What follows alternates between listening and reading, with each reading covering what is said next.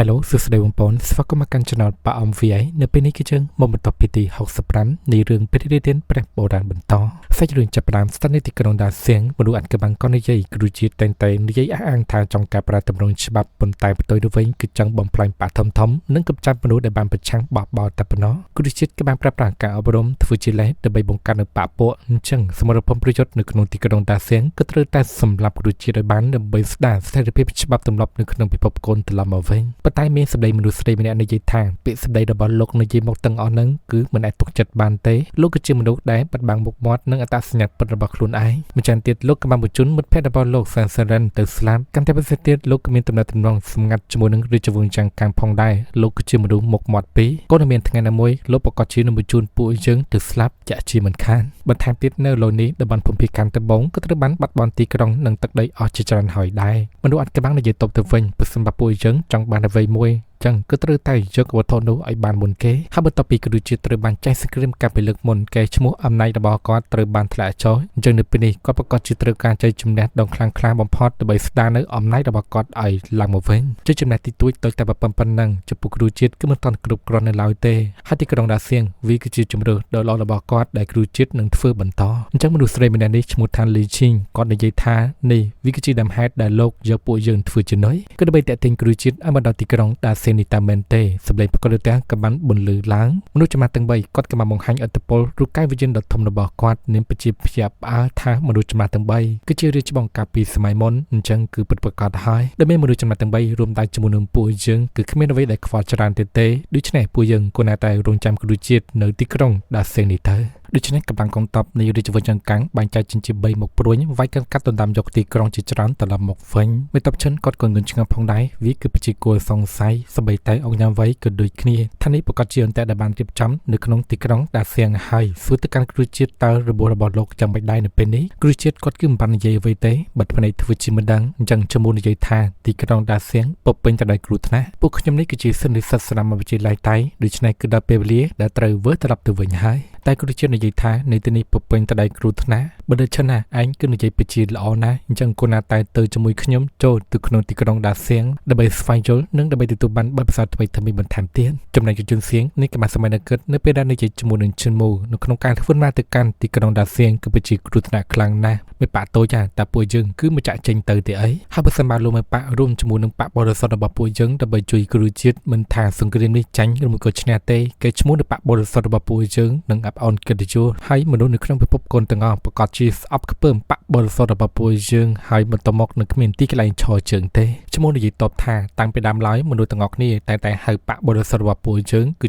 បាក់បិសាយសូគាហើយវាគ្មានមូលហេតុអ្វីដែលពួកយើងខ្លាចថាបាត់បង់គេឈ្មោះកិត្តិយសរបស់ពួកយើងទេមិនចាំទីប្រសិនបើគ្មានទីកន្លែងឈរជើងអញ្ចឹងពួកយើងគួរណាតែរកទីកន្លែងណាសមគួរឈរជើងនិងរស់នៅដោយខ្លួនឯងទៅនិយាយសួរបន្តតានាងបានដឹងដែរអត់មូលហេតុអ្វីបានជាបុព្វបុរសគឺបានបន្តការបង្រៀនណែនាំទៅកាន់គ្រូជាតិយល់សៀងនៅបានដឹងច្បាស់ហើយទាំងនោះបុព្វបុរសគឺចង់ប្រើប្រាស់តម្រាំតម្រង់របស់គ្រូជាតិផ្លាស់ប្ដូររាជវង្សចង្កាំងខ្លាចជាបាក់បរិសុទ្ធដ៏ធំមួយទៀតឈ្មោះគឺមិនបានថាអ្វីទេគឺវាពិតប្រាកដហើយបើសិនបើគ្រូជាតិនៅពេលនេះត្រូវបាត់បង់ជីវិតមានន័យថាការខិតខំប្រឹងប្រែងបុព្វបុរសវ័យក្មេងរបស់ពួកយើងកាលពីមុនប្រកាសជានឹងបរាជ័យដែរមិនចាំទេបើសិនបើគ្រូជាតិហ៊ានក្បត់គោលការណ៍របស់ពួកយើងដែលបានកំណត់ទៅអញ្ចឹងខ្ញុំនាងហើយនឹងបាក់បរិសុទ្ធទាំងមូលនឹងធ្វើជាដើមក្បិតដ៏មួយស្រួយភ្ជង់កគ្រូជាតិនៅលើស្មារបស់គាត់យល់សៀងនាងក៏និយាយដែរគ្នានាមលោកគឺជាមេដឹកនាំបាក់បរិសុទ្ធពុទ្ធសាសកម្មភាពរបស់លោកផ្ទុយខុសពីពាក្យស្ដីរបស់លោកនិយាយនៅពេលនេះខ្ញុំនឹងធ្វើជាក្បិតដ៏មួយស្រួយភ្ជង់នៅលើករបស់លោកជាមិនខានម្យ៉ាងទៀតនាងក៏គិតក្នុងចិត្តផងដែរថាមនុស្សដែលស្ថិតនៅគ្រួសារតកូលស៊ីកាត់មកគឺធ្វើជាគិតកោដើម្បីតាមពិឃាតមេបាក់ដឹកនាំនឹងឯងស្របពេលដែលកម្លាំងកងទ័ពរាជវង្សចង្កាំងធ្វើដំណើរឆ្ពោះទៅមុខសាលបរិសុទ្ធទាំង3រហងក៏បានបង្ហាញខ្លួនម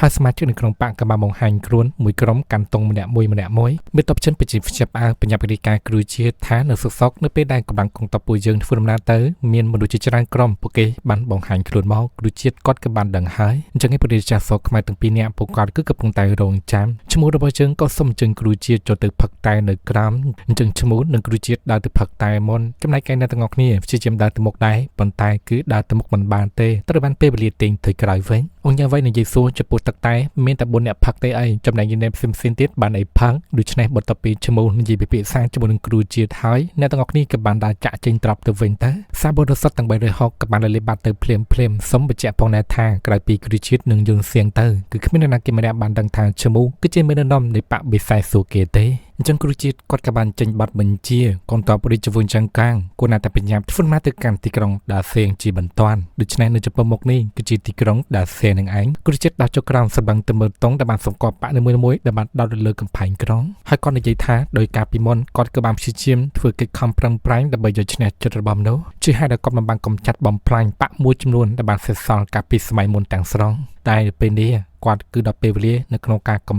ំចាត់មនុស្សកាលពីសម័យមុនឲ្យអស់ទាំងស្រុងហើយនៅក្នុងការកំចាត់បដិវត្តនៅសកម្មភាពរបស់ជនឧទាមគឺត្រូវតែធ្វើការបង្ហូរឈាមសម្រាប់មនុស្សរាប់ពាន់លាននាក់ឈ្មោះគឺពិតជាខ្ជិបអើតើតើជាមួយនឹងពាក្យសម្ដីរបស់គ្រូជាតិគាត់ក៏បានបញ្ជាអុកញ៉ាវ័យនិងកងទ័ពទាំងអស់គឺបោះជំរំរងចាំនៅខាងក្រៅទីក្រុងប្រាប់ទៅកាន់ឈ្មោះនិងសន្និសីទផ្សេងទៀតឲ្យធ្វើដំណើរចូលនៅក្នុងទីក្រុងដាសៀងជាមួយនឹងគាត់បើទ្វារក្រាក់ចូលទៅសម្លឹងឃើញថាកពូជជើងខ្លាំងដែលស្ថិតនៅខាងសួរទិដ្ឋភាពជាច្រើនអ្នកបញ្ចេញឥទ្ធិពលរូបកាយវិញ្ញាណដ៏ធំរយល់សិង្ហុងនិងពិតជាជាអើណាកពូជជើងខ្លាំងដែលស្ថិតនៅកម្រិតឋានសួគ៌ទិដ្ឋភាពជាច្រើនអ្នកស្ថិតនៅក្នុងទីក្រុងនេះម្យ៉ាងទៀតឡុងចំណាននេះពិតជាខឹងខ្លាំងណាស់ឃើញឈ្មោះរបស់យើងនៅទីនេះប្រសិនទុយក៏មានកាហ្វេបាផងដែរពោះនេះវាគឺជាពោះរបស់ឡុងចំណានតាអញ្ចឹងក៏បានដឹងថានាងគឺជាឡុងចំណានកាភ្នែករបស់គ្រូជាតិសម្លឹងទៅពោះរបស់ឡុងចំណានវាពិតជាភ័យខ្លាំងណាស់ឡុងចំណាននឹងចុះក្រោមនិយាយថាខាងគ្រូជាតិគឺមិនអាចការពីឯងជារៀងរហូតទេហើយចាប់តាំងពីគ្រូជាតិគឺបានដាក់ជំរឿនទាំងពីរយ៉ាងនោះមកបើតាមបញ្ជាមេដឹកនាំបករបស់ខ្ញុំនៅលើកំពូលភ្នំនេះវាគឺជាសង្វេគប្រយុទ្ធក៏ដូចជាទីកន្លែងនៃការស្លាប់របស់ឯងដែរពួកអ្នកទាំងអស់គ្នាក៏បានដើរឡើងទៅលើកំពូលភ្នំមនុស្សអានកំបាំងក៏និយាយទៅកាន់គ្រូជាតិគឺជាជើងខ្លាំងក្រោមមេឃដែលស្ថិតនៅក្រោមព្រះបុរាណហើយតែមានមនុស្សមួយក្រុមទុយទេអីមកធ្វើដំណើរជាមួយនឹងឡងគ្រូជាតិនិយាយទៅវិញថាមនុស្សមួយក្រុមនេះគឺគ្រប់គ្រាន់ហើយមនុស្សអានកំបាំងនិយាយទាំងអស់សំណោចចរិតក្រឹកពីរបស់គ្រូជាតិនៅតែក្អេងក្អាងដដែលហើយនៅហើយមួយយូរមួយឆាប់ទៀតទេដោយការចាញ់និងឈ្នះនឹងត្រូវបានបែងចែកបន្តិចទៀតនេះដូច្នេះពួកយើងទាំងអស់គ្នានឹងផ្ដល់គ្រូជាតិឲ្យសមតាមអារម្មណ៍បែបក្អេងក្អាងរបស់ឡងអញ្ចឹងលីឈីងគាត់ក៏បានបង្ហាញរូបកាយវិជារបស់គាត់និងសត្វដណ្ដើមតកដ៏ធំបញ្ចេញនៅកម្លាំងថាពលភាពត្រជាក់ជុំវិញបរិវេណនេះទាំងមូលក្រុមរបស់ឈ្មោះគឺពិតជាខ្ជិបអាចជាខ្លាំងកម្រិតនិងសមត្ថភាពកម្លាំងរបស់គាត់គឺគៀកនឹងឈានទៅដល់កម្រិតព្រះបាត់ទៅហើយចំណែកឯបកផ្សេងទៀតគឺដូចគ្នាដែរបញ្ចេញកម្លាំងបង្កើតរូបកាយវិជាដ៏ធំចេញមកដែលពួកគាត់ទាំងអស់គ្នាសុទ្ធតែជាមេដឹកនាំបកនីមួយៗកម្រិតរបស់ពួកគាត់ស្ថិតនៅក្នុងកម្រិតឋានសួគ៌ដ៏ទិដ្ឋភាពប្រសងទុយគឺពិតជាមិនដឹងទេតើពួកយើងទាំងអស់គ្នាអាចជួយគ្រូជាតិដោយរបៀបម៉េចទៅចំណែកឯគ្រូជាតិគាត់និយាយលើកឡើងតាក់ទងជាមួយនឹងលីឈីងគឺជំនាញនៅក្នុងការប្រើប្រាស់សិល្បៈវិទ្យាគុណដែរ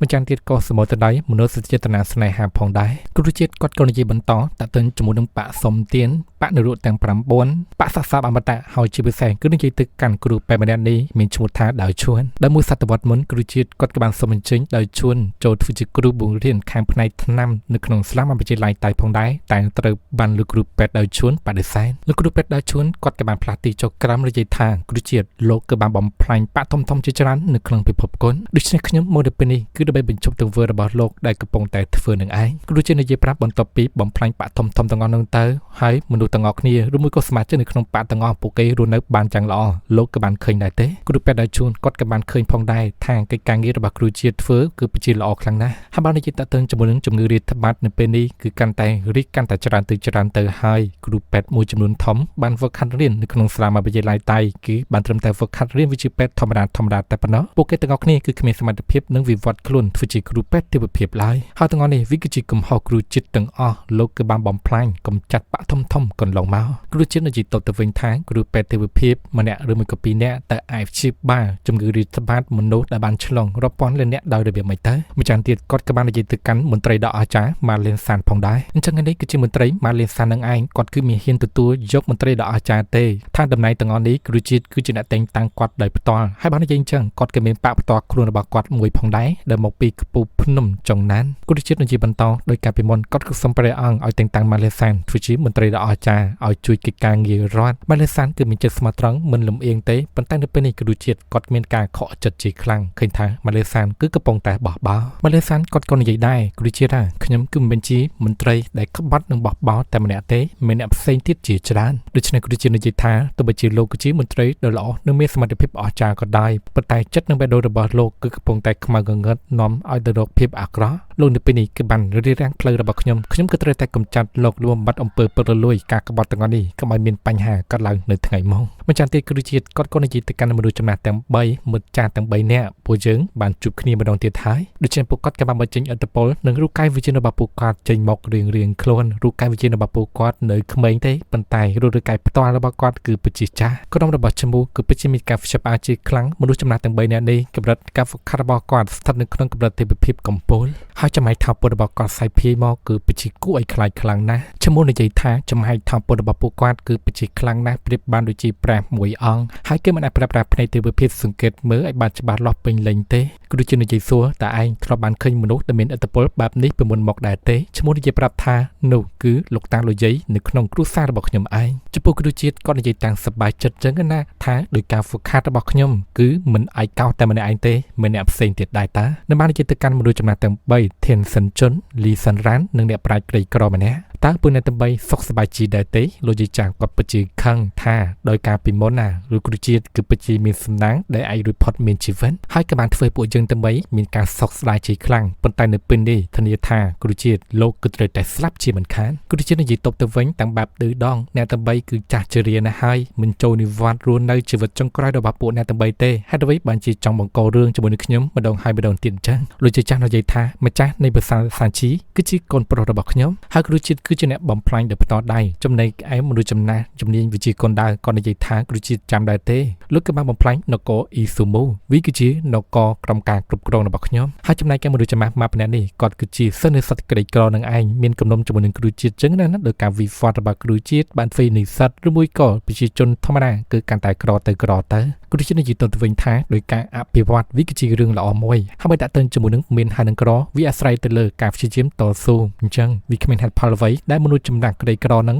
មកប្រឆាំងជាមួយនឹងគាត់ទេមនុស្សចំណាស់និស្សិតក្រីក្រគាត់និយាយឲ្យគ្រូជាតិអំណាចរបស់លោកគឺបានឈានដល់ឋានសួគ៌ទៅហើយហេតុអ្វីបានជាលោកមិនសុខចិត្តបោះបង់វាចោលទៅគឺនៅតែព្យាយាមធ្វើរឿងបញ្ហាទាំងនេះបន្តទៀតដើម្បីបំពេញមហិច្ឆតារបស់លោកតែមិនទេដូច្នេះគ្រូជាតិគាត់គឺមិនចង់និយាយបកស្រាយអ្វីច្រើនឡើយនិយាយថាអញ្ចឹងតើនរណាគេប្រឆាំងជាមួយនឹងខ្ញុំខ្លះបើនិយាយសកាត់ទៅអ្នកគ្រូនិយមដែលស្ថិតនៅទីនេះពួកគាត់គឺស្ថិតប្រឆាំងជាមួយនឹងផែនការបំណងរបស់គ្រូជាតិទាំងអស់មនុស្សអត់កម្បាំងគាត់និយាយឲ្យគ្រូជាតិឃើញតែទេអ្នកគ្រូនិយមទាំងអស់ស្ថិតនៅក្នុងពិភពកុនគឺបដិសេធនឹងជបតជាមួយនឹងលោកហើយលោកនៅពេលនេះគឺមិនអាចរស់នៅចុះសម្រុងជាមួយនឹងមនុស្សដែលស្ថិតនៅក្នុងពិភពកុនទាំងអស់ឡើយប៉ុន្តែគ្រូជាតិគាត់និយាយថាគ្រាន់តែមនុស្សមួយក្រុមហ៊ាននិយាយអាងថាគឺជាមនុស្សទាំងអស់ដែលស្ថិតនៅក្នុងពិភពកុនវាគឺមិនអាចទៅរួចឡើយចឹងគួរណាស់តែសម្រាប់មនុស្សមួយក្រុមទាំងអស់នេះនោះនៅក្នុងពិភពគុណប្រកបដែរនឹងមានសន្តិភាពជារៀងរហូតក៏ពួកជាងខ្លាំងទាំងអស់ពួកគាត់មិនចង់និយាយអ្វីច្រើនទេក៏បានប្រើប្រាស់កម្លាំងថាពលវេទមន្តដំណើរការជាក្បួនរបាំងការពីជវិញបរិវេណកំពូលភ្នំទាំងមូលប្រសានទុយពិតជាភ័យខ្លាចវិវោហើយពួកយើងត្រូវបានពួកគេឡោមព័ទ្ធប៉ុន្តែយល់សៀងគិតថានៅតែមានឱកាសប្រសិនបើក្រុមកងទ័ពនៅខាងក្រៅដឹងថាមានរឿងកាត់ឡើងមិនល្អពួកគេនឹងប្រើប្រាស់កម្លាំងវៃបំបាយវិជននិយាយប្រាប់ឈ្មោះលោកគ្រូពូគួរណាស់តែប្រើប្រាស់វិជា Teleport ប្រាប់កងទ័ពនៅខាងក្រៅឲ្យបញ្ចេញសកម្មភាពទៅតែឈ្មោះនិយាយប្រាប់ថារងចាំសិនទៅមិនតាន់ដល់ពេលវេលាទេដូច្នេះគ្រូជាតិនិយាយទៅកាន់អ្នកទាំងអស់គ្នាមើលទៅពួកអ្នកទាំងអស់គ្នាគឺមិនគោរពច្បាប់ពិភពគុណដែលបានកំណត់ទេប្រយុទ្ធគ្នាមួយទល់នឹងមួយមនុស្សអត់ក្បាំងគាត់គឺមិនខ្វល់ឡើយស្ថិតនីតិនេះមានច្បាប់តែមួយគត់តែប៉ុណ្ណោះហើយបាននិយាយតាក់ទងជាមួយនឹងរបាំងថាពលកាពីនីតិនេះទោះបីជាមានកម្លាំងថាពលដ៏អស្ចារ្យយ៉ាងណាក៏ដោយគឺមិនអាចវាយបំបាយបានដែរអញ្ចឹងនៅទីកន្លែងនេះវាគឺជាទីកន្លែងបញ្ចុះសັບគ្រូជាតិនឹងឯងគ្រូជាតិគាត់ក៏បានផ្ដល់សញ្ញាប្រាប់ទៅកាន់ឈ្មោះក៏បានទាញជើងតង់បាក់បរិសុទ្ធចេញមកសាច់រឿងរបស់យើងក៏ត្រូវបានបញ្ចប់ត្រឹមនឹងផងដែរអញ្ចឹងឯងគឺយើងនឹងជួបគ្នានៅភាគថ្មីបន្តទៀតអរគុណច្រើន